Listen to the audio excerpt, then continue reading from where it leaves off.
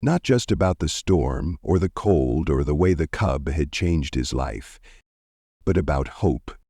Hope that life had more left to give, even when it felt empty. Hope that some bonds, no matter how unexpected, could shape us in ways we never saw coming. Hope that even when we have to say goodbye, the love we give never truly leaves us. He wrote until the fire burned low, until his fingers ached and the ink smudged on the paper. And when he finally set the pen down, he felt lighter. Outside, the stars blinked above the mountains, their soft glow stretching beyond the ridgeline where Koda had disappeared. Edward leaned back in his chair, smiling to himself. The cabin was quiet, but it no longer felt empty, because Koda was still out there somewhere. And so was he. Still standing, still writing, still moving forward. Because no matter how much time passed, some things and some souls were never truly lost. Lessons from the wild, holding on, letting go, and finding hope. Life has a way of leading us through seasons of loss and solitude, making us believe that what's gone can never be replaced. But sometimes, in the most unexpected moments, a reason to keep going finds its way to us, just as Koda did for Edward. This story teaches us that letting go doesn't mean forgetting. The people, the love, and the moments that shape us never truly leave. They live on in the lessons we carry, in the strength we gain, and in the quiet spaces of our hearts. It also reminds us that purpose can come in unexpected forms, whether it's caring for another life, finding joy in small moments, or simply opening ourselves to the possibility of connection again. We are never as alone as we think we are. For those who have loved and lost, for those who feel the weight of silence, remember this: the past shapes us, but it doesn't have to define us. There is always room for new beginnings. And sometimes, even when we think a chapter has closed, life has a way of bringing back a familiar presence, just to remind us that love, in any form, is never truly lost. Life is a journey of holding on and letting go, of finding light even in the darkest moments. Edward and Koda's story reminds us that love, hope, and connection endure, no matter the distance. If this story touched your heart, leave a like and subscribe to the channel to share more heartfelt stories of friendship, loyalty, and healing.